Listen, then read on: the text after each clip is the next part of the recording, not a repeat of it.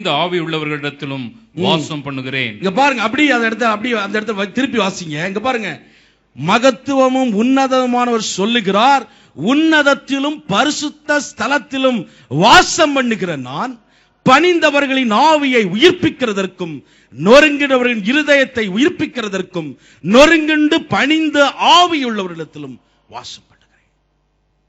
தேவனுடைய சமூகத்திலே நம்மை தாழ்த்தி, ஆண்டவரே, இந்த சவால் நிறைந்த வாழ்க்கையிலே, இந்த போராட்டம் நிறைந்த வாழ்க்கையிலே நீர் விரும்புகிற ஒரு பரிசுத்த வாழ்க்கை வாழ நீர் எனக்கு உதவி செய்யும் ஆண்டவரே, உதவி செய்யும் ஆண்டவரே, பரிசுத்த ஆவியானவரே நீ நிரப்பும் என்று சொல்லி நம்மை தாழ்த்தி அர்ப்பணிக்கிற பொழுது, நாம் பாடினது போல ஆவியில் நிறைந்து ஜெபம் செய்கிற பொழுது யெகோவா நிசி நமக்கு வெற்றி தருகிறவராய் இருக்கிறார். ஹல்லேலூயா! வெற்றி தருகிற ஆண்டவராய் இருக்கிறார். அந்த கிறிஸ்துவுக்குள் நாம் வாழுகிற பொழுது, அதான் ஃபாதர் பாடுவார், கிறிஸ்துவுக்குள் வாழும் எனக்கு எப்போதும் வெற்றி உண்டு. கிறிஸ்துவுக்குள், எப்படி என்னது அது கிறிஸ்துவுக்குள்? பாருங்க, ஒய்ஃப் எங்க இருந்தோ வராங்க, ஹஸ்பண்ட் எங்க இருந்தோ வராரு, ரெண்டு பேரும் சேர்ந்து வெவ்வேறு பின்னணியில இருந்து வந்த பேக்ரவுண்ட்ல வந்தவங்க ரெண்டு பேரும் சேர்ந்து வாழ தொடுகிறாங்க. மனைவி வருகிறாள், கணவனை நேசிக்கிறாள், கணவனிடத்திலே அன்பு கூறுகிறாள், அர்ப்பணிக்கிறாள். அவனோடு வாழ வாழ வாழ வாழ அவளுடைய சிந்தனையிலே ஒரு மாற்றம் வருகிறது. அவள் தனித்தல்ல, கணவனுக்குள் வாழ்கிறதுனாலே அவருடைய சிந்தனையிலே ஒரு மாற்றம் வருகிறது. சில வருடங்கள் கழித்து ஒருவேளை ஒரு ஊருக்கு செல்வா, கேட்பாங்க, என்ன படபட அடிப்பிய, பயங்கரமா கோபப்படுறிய, இப்ப என்னாச்சு? மாத்திட்டாரு, சாந்தமான ஒரு ஆளு, அதனால நான் என்ன பண்ணிட்டேன், மாறிட்டேன். கிறிஸ்துவுக்குள் கிறிஸ்துவின் சிந்தனையை தரித்துக் கொண்டு நாம் வாழுகிற பொழுது ஒரு வெற்றிகரமான வாழ்க்கை வாழ முடியும். மாம்ச கிரியை போக்கும் இயேசு நாயகா, குழந்தை உள்ளமாக்கும் இயேசு நாயகா என்ற பாடல் வரி தொடர்ந்து என்ன வரும் தெரியுமா? என்னை உமக்கு தந்தேன் இயேசு நாயகா, இனி நான் அல்ல இயேசு நாயகா. எத்தனை ஒரு தேவனுடைய தெளிவான வசனத்தின் அடிப்படையிலே எழுதப்பட்ட பாடல். ஒரு நிமிடம் பாடி தேவனுடைய சமூகத்திலே நம்மை அர்ப்பணிக்கலாம். ஹல்லேலூயா. மாம்ச கிரியை போக்கும் இயேசு நாயகா, குழந்தை உள்ளமாக்கும் இயேசு நாயகா, என்னை உமக்கு தந்தேன் இயேசு நாயகா, இனி நான் அல்ல நீரே இயேசு நாயகா, இயேசு நாயகா, இயேசு நாயகா, இனி நான் அல்ல நீரே இயேசு நாயகா.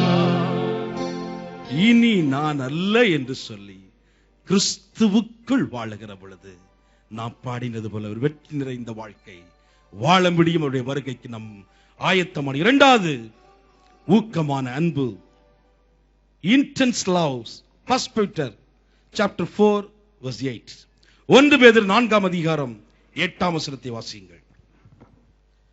1 பேதுரு 4ஆம் அதிகாரம் 8ஆம் வசனம். எல்லாவற்றிற்கும் மேலாக, அதுக்கு முன்னால இருந்தே வாசிங்க பிரதர். எல்லாவற்றிற்கும் முடிவு சமீபமாயிற்று. எல்லாவற்றிற்கும் முடிவு சமீபமாயிற்று. ஆகையால் தெளிந்த புத்தி உள்ளவர்களாயிருந்து ஜெபம் பண்ணுவதற்கு ஜாக்கிரதை உள்ளவர்களாயிருங்கள். எல்லாவற்றிற்கும் மேலாக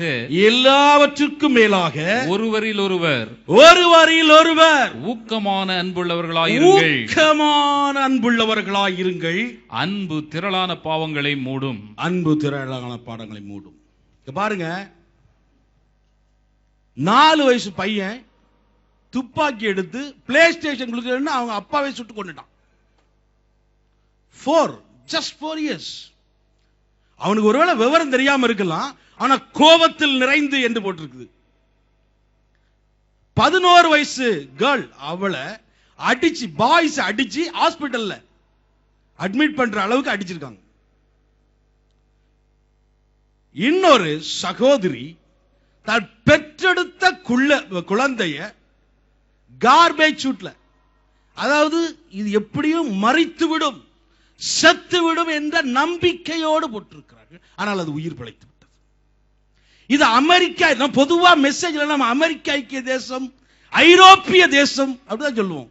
யுஏஇ தேசத்துல, ஐக்கிய அரபு நாடுகளிலே இந்த வாரத்திலே நடந்த காரியங்கள். பாஸ்ட் போன வாரம் சொன்ன மாதிரி, அதுக்கு முந்தின வாரம் சொன்ன மாதிரி, அன்பு தணிந்து வருகிற நாட்களிலே நீங்களும் நானும் வாழ்ந்து கொண்டிருக்கிறோம். நீங்க தொடர்ந்து டாக்டர்ஸ் அதுக்கு அருமையான விளக்கம் கொடுக்காங்க. பர்டிகுலரி சில்ட்ரன் ஏன் அப்படி இருக்காங்க? ஏன்னா the environment is such that தகப்பன் தாய் அங்க ஒரு பக்கம் இங்க ஒரு பக்கம் ஓடி வந்து இருக்கிற கொஞ்ச நேரத்துல குடும்பத்தினுடைய மற்ற பொறுப்புகளை அவங்க செய்ய வேண்டிய ஒரு அழுத்தத்துல, பிரஷர் அண்ட் ஸ்ட்ரெஸ், கோபங்கள், வைராக்கியங்கள், கசப்புகள் குடும்பத்தில் இருக்கும்போது பார்க்கும்போது பிள்ளை வெளியே வெளிப்படுத்துகிறாங்க என்று டாக்டர் சொல்லியிருக்காங்க. அதுக்கு விளக்கம் ஒரு சைக்காலஜிஸ்ட் வந்து சொல்லியிருக்காங்க. அதுக்கு இன்னைக்கு நம்முடைய தனிப்பட்ட வாழ்க்கையிலே, நம்முடைய குடும்பத்திலே, நம்முடைய சபையிலே, நாம் வேலை பார்க்கிற இடத்திலே, நம்முடைய குடும்பத்திலே, ஊர்ல இருக்கிற குடும்பத்திலே நாம் ஊக்கமாய் அன்பு கூறுகிறோமாய் என்று நாம் ஆராய்ந்து பார்க்கணும். கருத்து வேறுபாடு வரலாம், டிஃபரன்ஸ் ஆஃப் ஒப்பீனியன் வரும்.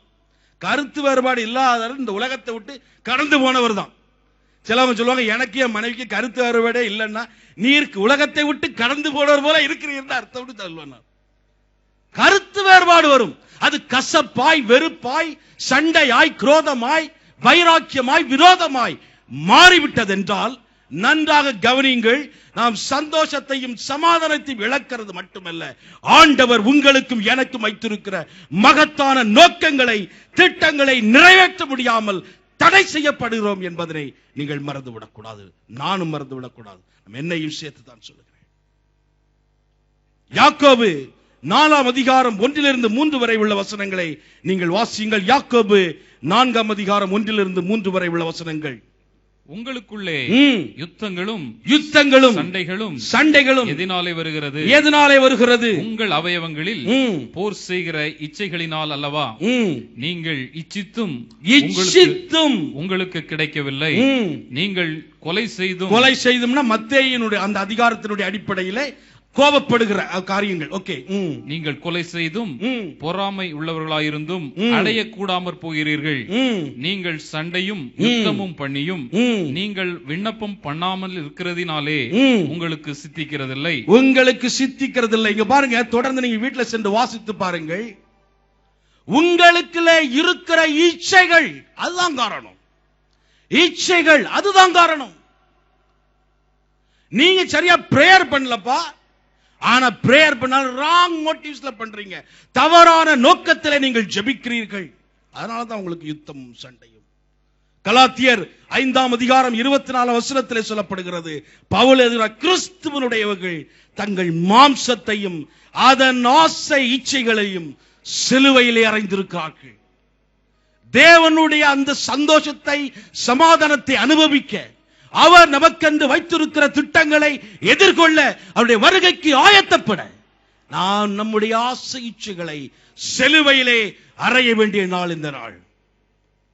சிலுவையிலே அறைய வேண்டிய நாள்.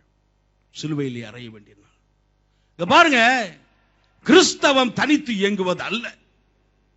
நெவர். மனிதன் தனிமையா இருப்பது நல்லதல்ல என்பது அது காட்ஸ் பிரின்சிபல். தனிமையா இருப்பது நல்லதல்ல. பரலோகத்தில் இருக்கிற எங்கள் பிதாவே, 2-3 பேரை நாமத்தினாலே எங்கே கூடி இருக்கிறீர்களோ அங்கே அவர்கள் நடுவில் இருப்பேன். அதுக்காக தான் ஆண்டவர் கணவனையும் மனைவி இணைத்தார். அதற்காகத்தான் உங்களையும் என்னையும் இந்த சபையில இணைத்திருக்கிறார். அதற்காகத்தான் நமக்கு குடும்பத்தை தந்திருக்கிறார். பிரச்சனை வரும், வேறுபாடுகள் வரும், ஒரு டிஃபரன்ஸ் ஆஃப் ஒப்பீனியன் வரும், ஒரு